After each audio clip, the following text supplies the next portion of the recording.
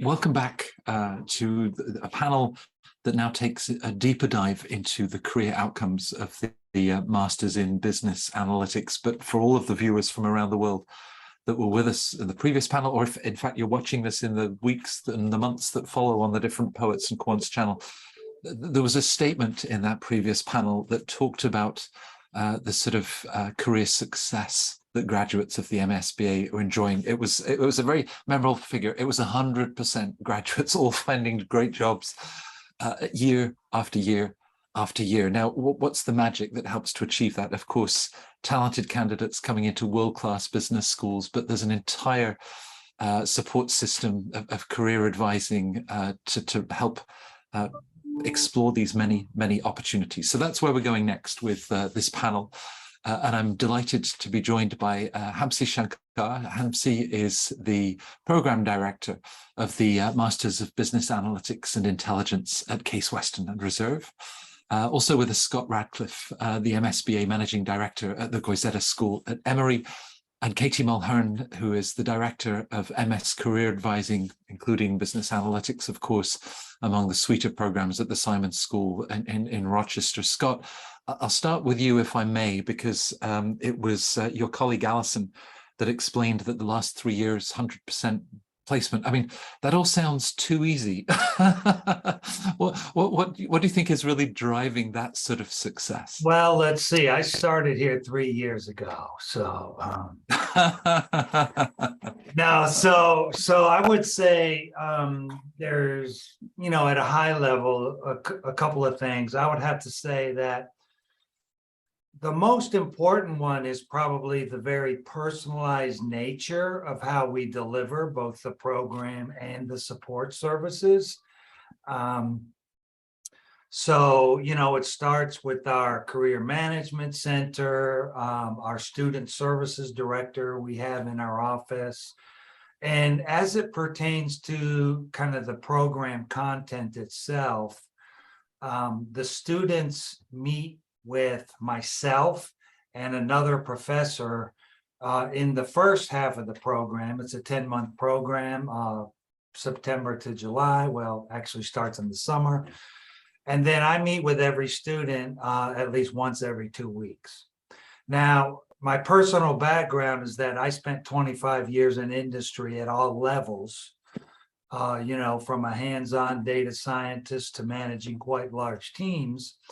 So one of the things the second thing I think that is very important for us is the way we develop relationships with companies in industry and introduce students to these folks in industry. Mostly more senior level folks who run large analytics teams in every kind of company, whether that's Home Depot or Paramount or Bloomingdale's or FedEx, all of these companies. We arrange events where the students get to chat with and, have conversations with managers and leaders in analytics at these organizations. And third, I would say this may not be that much of a differentiator from some of the other programs, but our content is designed specifically to hit that sweet spot of business data and technology, right? Where, my personal belief is that, there's some programs out there that are not an MSBA that are kind of more tech and engineering oriented. And that's great. But my experience in industry is that more often than not, companies need someone who can speak the language of business.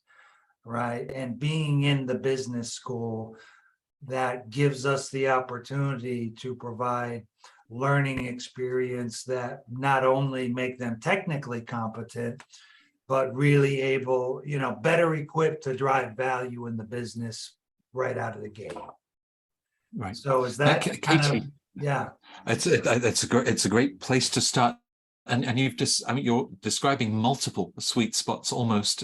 Katie, I guess over the last 10 years of the program at Simon, bringing in early career stage, typically, could end up working in healthcare, finance, consumer goods, endless opportunities because data is everywhere. How do you and the team then, Scott was talking about sitting down with students every couple of weeks. How do you sort of begin this whole process of opportunities and helping them to focus on the sort of outcomes that they'd love to pursue?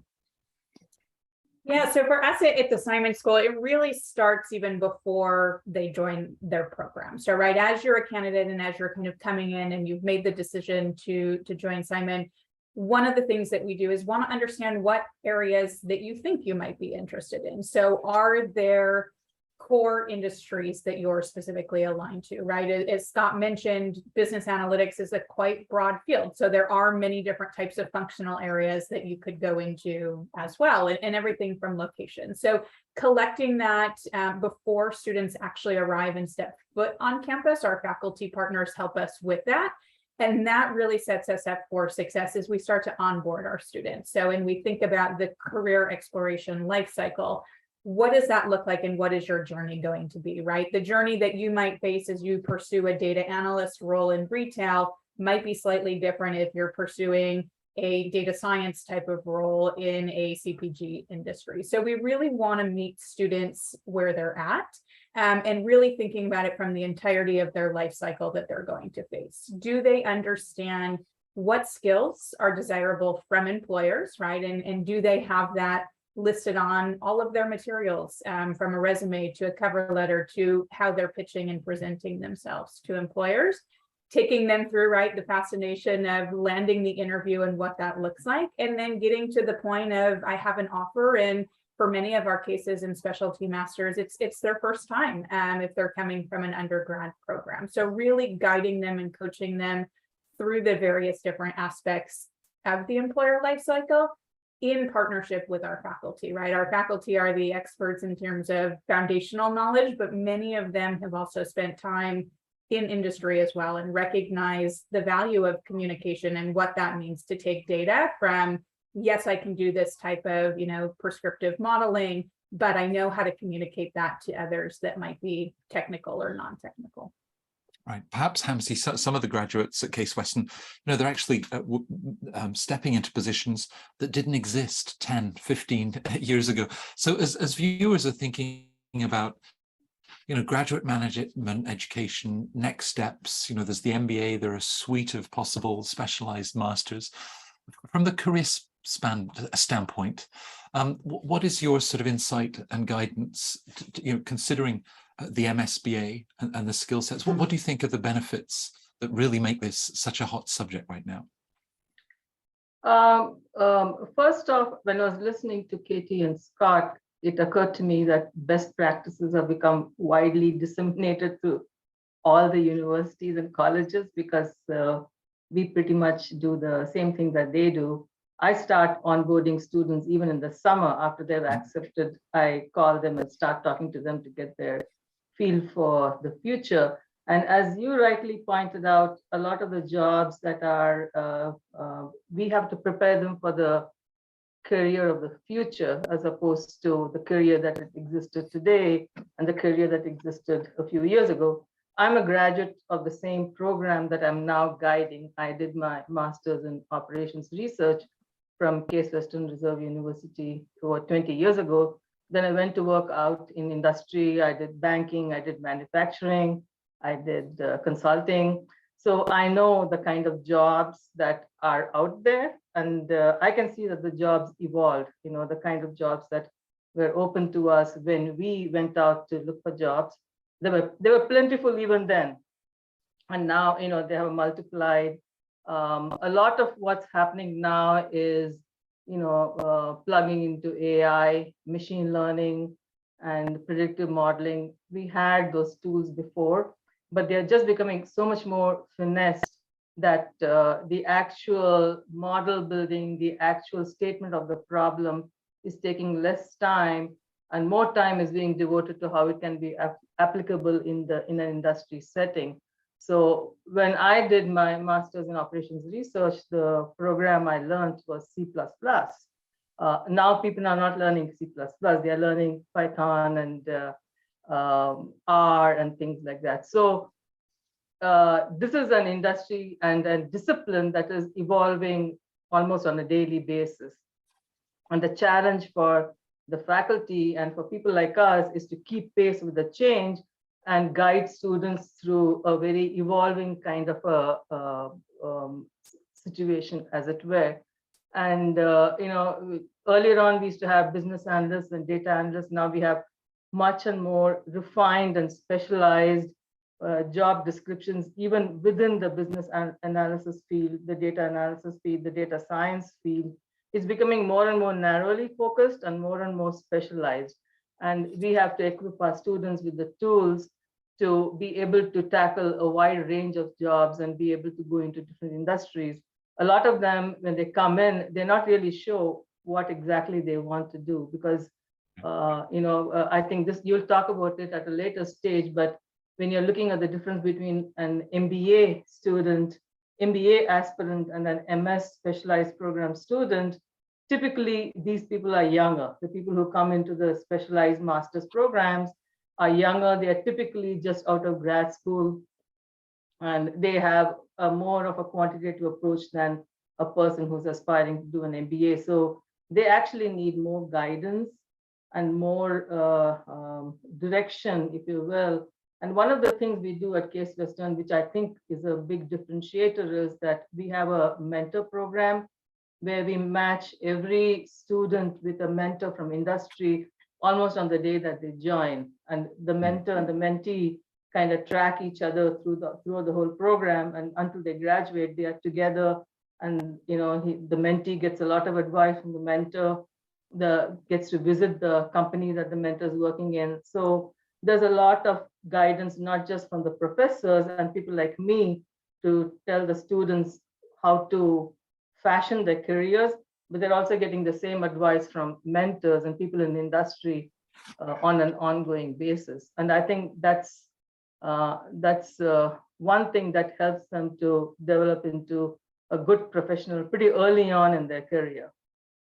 Right, and with that sense of constant evolution and adapting, Scott, you had discussed, conversations they might have with managers at FedEx or Home Depot or other Fortune 500 major media and entertainment companies. How do you get them to think not just about that first position that they're understandably focused on, coming out of the program, but the building blocks that you're then providing for the second, the third, the next 10, 15 years of their career, perhaps the rest of their professional lives? You're on mute, Scott. So that is a terrific question. And we actually put a lot of attention into that. As Hamsi mentioned, we connect students with mentors, as well as the other events we run, and we don't just kind of turn them loose. We train and inform our mentors kind of to focus on, not just how to market yourself to get that first job, but how do careers in analytics progress, right? What are the different paths, would you want to sort of become a individual contributor with greater and greater technical skills? Do you want to become a leader of analytics teams and resources? Do you want to be more of a consultant? And then kind of talk about, okay, how do you take each opportunity at your current job and use that as kind of a learning laboratory to take you in the direction you want to go? Right. So that's one way we help with that. Right. And Katie, as you look at the class of 2022, and even over recent years, I mean, we've talked about opportunities across industries, across sectors.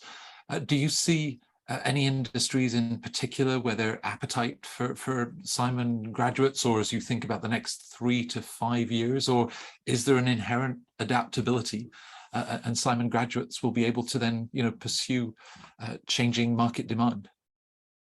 Yeah, this is a really interesting question, because I think there's always those hot job markets, right, that are always kind of changing and evolving. And I would anticipate, Scott and Hamzi are going to say very similar, right? The tech-based financial services, usually consulting. And I think a lot of that too is, right, I have a little bit of knowledge or understanding from peers or family members, right, that might work in these particular industries. And that's what I know coming into the program. And I see a lot of that, and not surprising as well, knowing how rigorous those recruiting cycles are and hearing from employers that they start so early. I find as they get further into their program, that's when they start to consider, right, there's other options that are out there for me. So I've seen a really rising number in terms of retail, CPG, even healthcare has been growing over the last few years as well. So I think that's what's really exciting about an MSBA program, right? You have options that are available to you, industries that are going to continue to grow and evolve, and then functional areas as well, right? Some of our students decide to go maybe a non-traditional path and might ultimately look at marketing analytics roles within maybe an agency space or within a direct marketing team as well, which may have been different or more previous aligned to what our marketing analytics program looks like. Right. As we've evolved, Hamzi, from C++ to Python and whatever comes next, I suppose it's also, the MSBA identifies this convergence of technology and business. And so other softer skills, there are lots of really strong core analytical skills that they'll gain at Case Western during the program, but you also then sort of matching that with some of the softer skills, even the storytelling, that will serve them well in subsequent steps of their career. This is a very inherent part of our program. We in fact almost emphasize it more than the technical aspects, because we know that all the students coming in, they have crossed certain thresholds of technical capability. So it's not that much that we need to focus so much on as the fact that they need to develop the soft skills. They need to enhance what they have of the soft skills. So we put them through a lot of programs where they learn about storytelling, where they, we have case-based approach interviewing skills, behavioral interviewing, workshops. We put them in situations where they interact with a lot of industry leaders, and in very casual social settings, so that they learn to be able to converse about business topics. So there are coffee sessions, there are lunch sessions.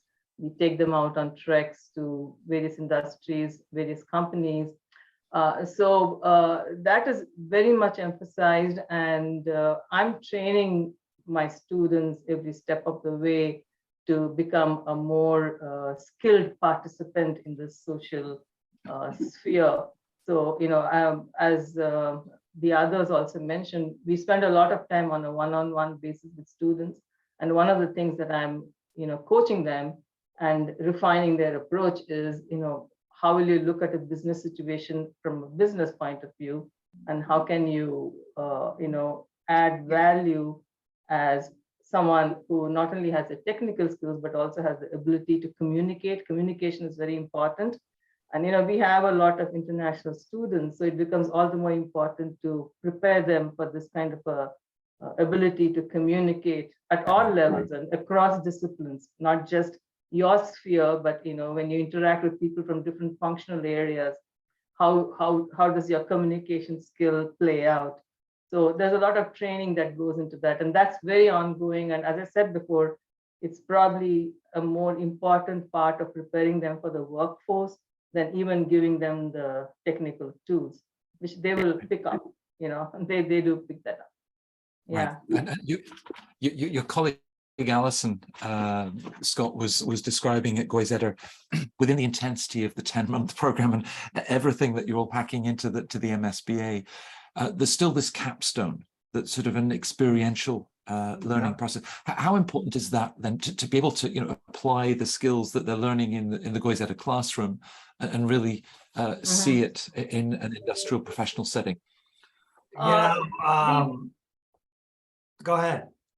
No, I thought the question was directed at me, but Scott, I'm sure you're going to say pretty much the same thing that I'm going to say. So, again, I'm relatively new to academia, so, I don't have that much of a sense of comparison to other schools, but, one of the things I tell people about how we develop capstone projects at the very beginning is Dr. Chalapa and I have an average of like 3.5 meetings with potential project sponsors and really dig into, to see if the project will meet 3 criteria that we believe are critical to the learning experience. And quite frankly, the first one is something people might call soft, but basically it is this project a real business need? In other words, we don't want a toy project. We want a project that you would otherwise have your own folks working on, or you would be paying a consulting team to work on, right? The second one is that we want the project to have large and complex data. And by that, I mean multiple sources and as close to the source system as possible. Because as my colleagues can attest to, the reality is out there in the world, and this has been true for as long as I've been around, that the data wrangling is the majority of the work. That's been true and continues to be so. And the third primary criteria is that the problem will really provide an opportunity for kind of all 3 of the major components of the training we provide, which is how do you work with the business to define and articulate a business problem in a way that will help ensure a analytic solution that delivers business value, right? And that it also includes kind of what we call a wide spectrum of kind of data visualization, but also kind of true data science kind of work, right? In other words, it uses some of the more well-known and sought-after techniques. And of course, there's the very basic preparation that, quite frankly, is not a differentiator. It's merely table stakes, is using SQL. So, yeah. So I hope that answers your question. It does, and you managed to keep me connected. As you think about data wrangling, obviously I don't have those technical skills, and Katie, I'm not sure if you do, but when you're working with clients, I think there's a course within the program. Is it called communications management? Something very similar that students initially look at. It's like, no, I'm just here to wrangle the data.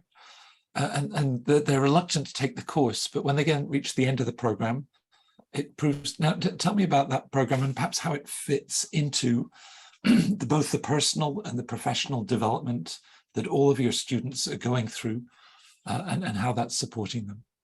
I think you hit the nail on the head there, right? I think you took the words out of my mouth. That a lot of students see this as part of their curriculum when they come in and really say, right, I'm here to learn the data techniques. I'm here to do this and what I really set out to do.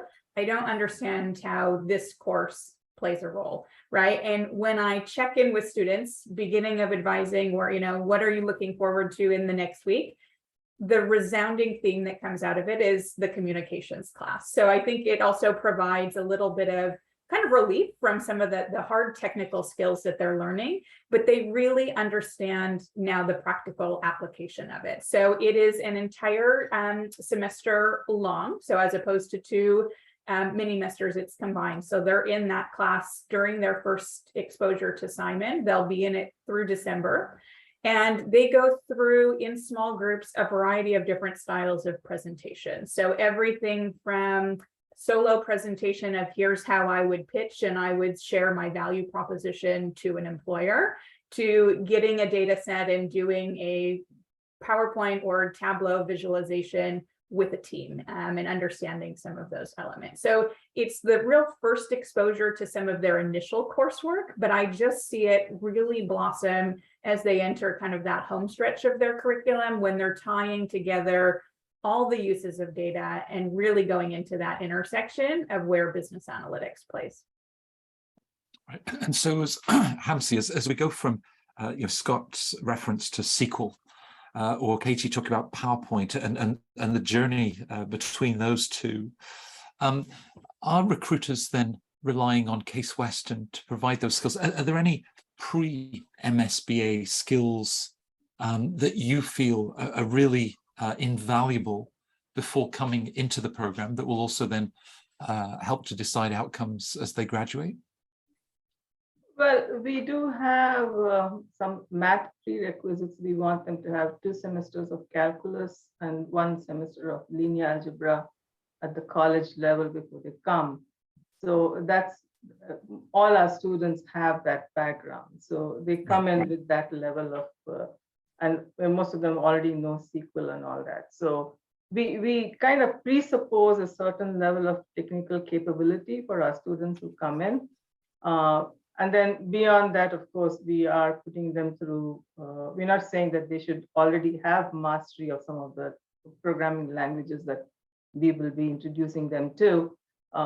So that they need to pick up, but we do require that they have the theoretical knowledge in some of the quantitative disciplines so that they're not, this is so that they're not set up for failure. We want them to succeed in the program. So we don't want them to be too raw in some of the technical areas that they need. And of course, beyond that, as the others also emphasized, we are focused on making sure that they communicate well, they have presentation skills and things like that. All that comes as part of the coursework and as part of the training that we do, but we do require certain quantitative technical skills for the people coming in.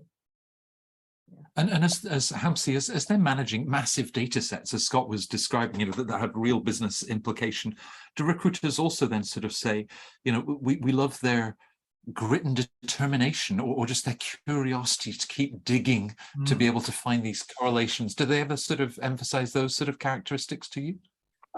They would, and when I was in industry, that was one thing that I looked for when I hired people. So I know from that point of view what employers are looking for.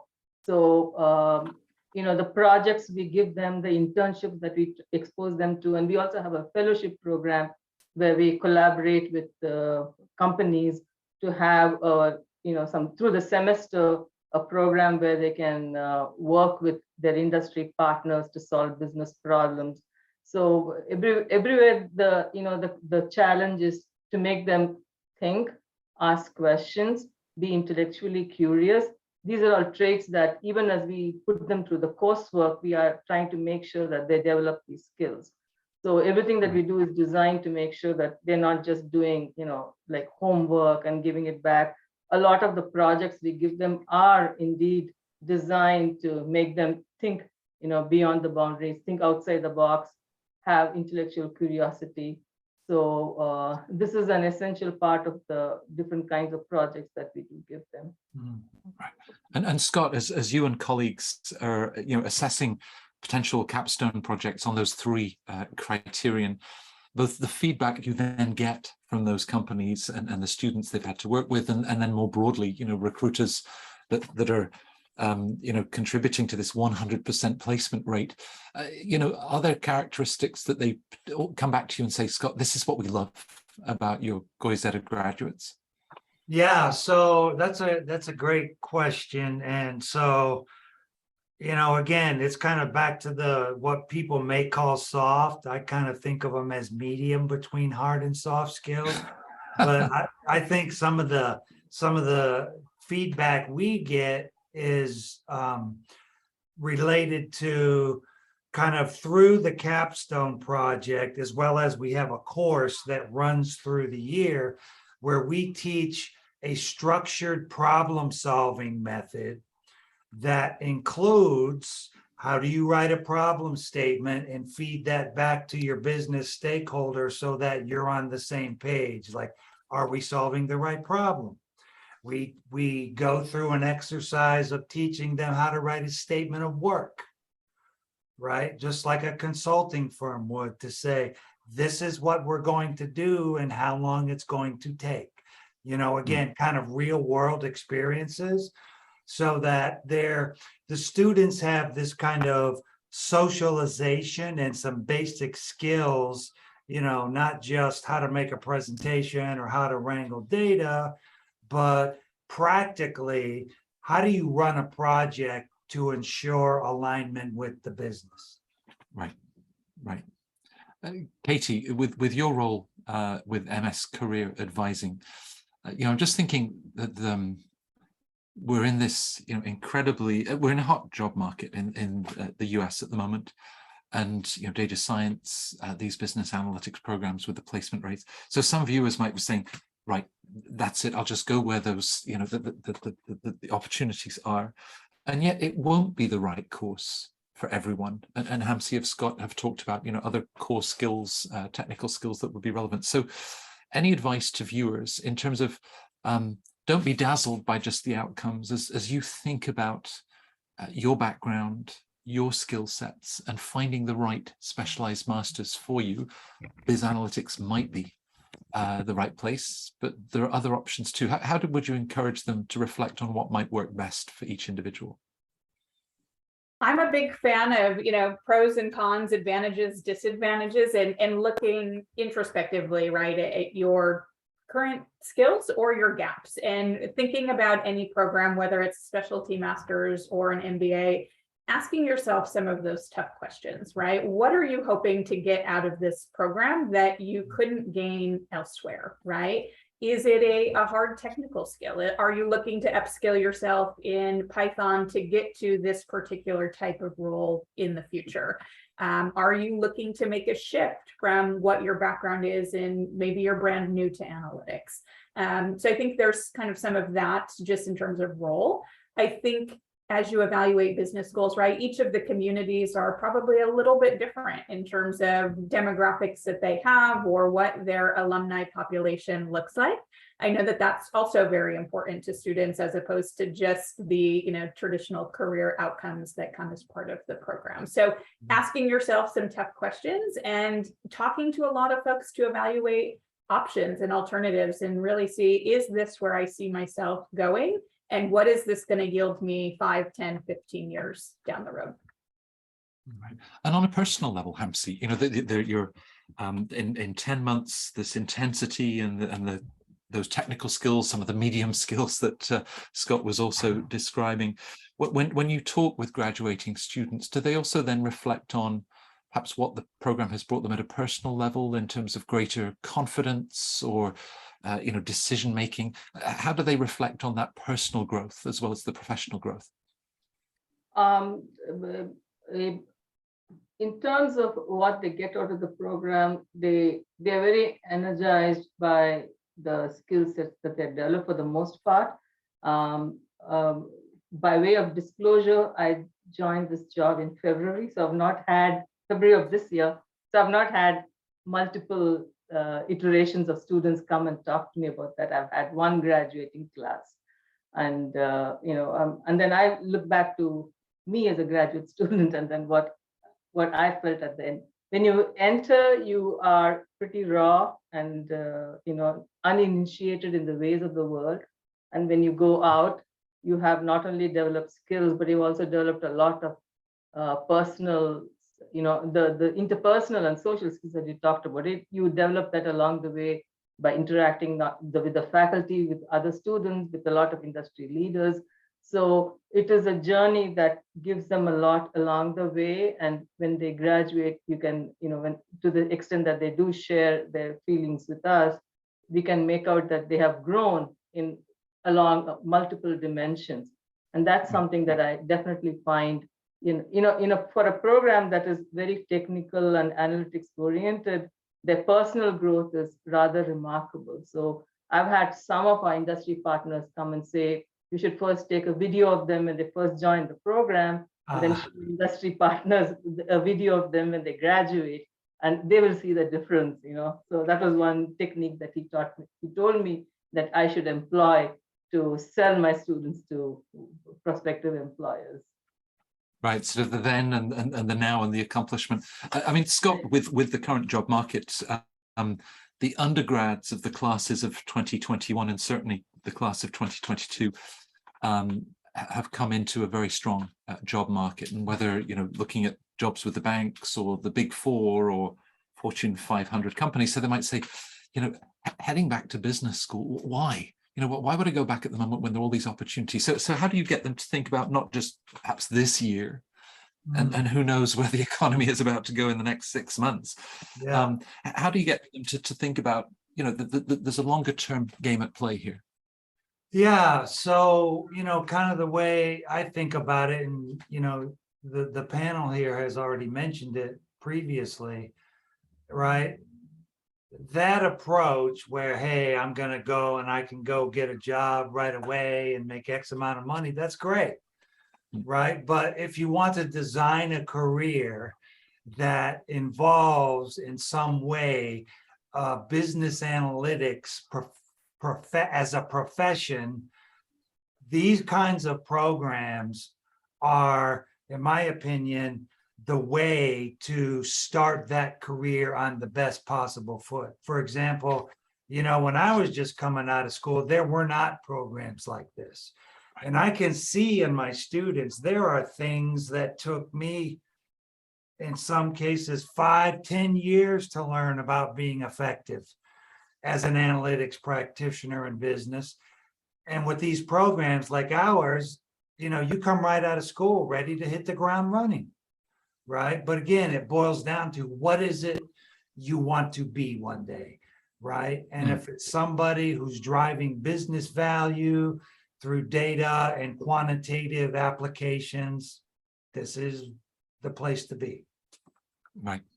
Perhaps Scott has brought us back with that comment about, you know, who do you want to be, Katie? So, you know, my final question for you, again, is this reflection of, you know, business school now, the current job market, but just getting them to think about options.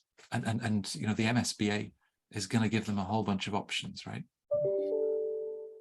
It is, right? And I think a lot of it's interest, but what are your passions, right? I know a lot of us, I think all of us have sat on the industry standpoint before maybe coming into higher ed or coming back to higher ed.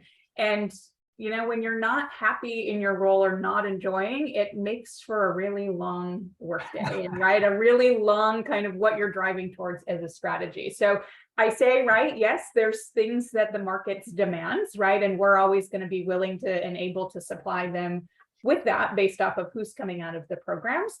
But ultimately, it's the passion and the desire to learn that I think each of these students or candidates, as they're entering the market, that's really right what you have to evaluate as you're coming into a business school or a particular program, right? Are the courses or are the elements of this directly something that I'm interested in? It doesn't have to be yes to everything, but again, what is the foundational skill set that I'm ultimately going to have?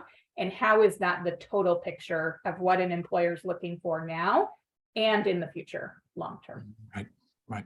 And as we slowly and tentatively emerge, Hamsi, I know that we're not fully there yet, but you know, from 2.5 years of a global health pandemic, it strikes me that, you know, individuals with all of the challenges, possible limitations that we faced, you know, there is this appetite for change, or now it's, you know, I'm going to seize the day and pursue these opportunities. And of course, you yourself taking on this new role in the last 7-8 months, which I hope is proving to be very rewarding for you. So what would your final words of advice be for viewers as they think about investing in themselves and you know, whether coming to Case Western or any of the other wonderful schools on this panel, but just, you know, thinking about, yeah, start with investing in yourself because it will pay a return for the rest of your life. What would the advice be?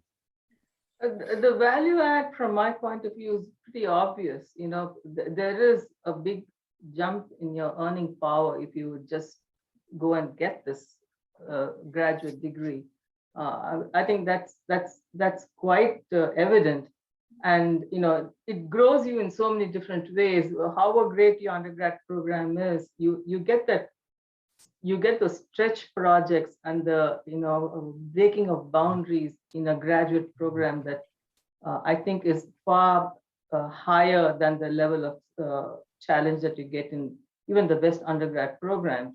So I think the value proposition is very obvious. And as Katie said, I would also ask students to reflect on whether they really want to do this and not just going for it because it's hot. But if you have determined that it's hot, you are much better off investing the time in a graduate program rather than just stopping with an undergrad degree. Yeah, and all of you, I think, have captured the sort of acceleration, the breadth that you can achieve in 10 months that might otherwise take 5 years of on-the-job industry experience to achieve. And with the Centre Court Specialised Masters Festival and so many great options out there, I think to be able to have your insights and your input, and even Hamsi, your final comments, just this compelling value proposition that the MSBA offers. So no doubt your colleagues at the admissions level will be hearing from our viewers in the weeks and the months to come. But thank you. I think that's testament to both the passion and the enthusiasm that you bring. You're witnessing these tremendous outcomes that you must be very, very proud of. I know that there's a lot of work, all those fortnightly meetings, the planning that goes behind all of this to achieve results like that. So thank you for making time to join us here at the festival. It was an absolute pleasure to host you, Katie, Scott, Hamsi. Thank you very, very much indeed. Thanks for the opportunity. We enjoyed it.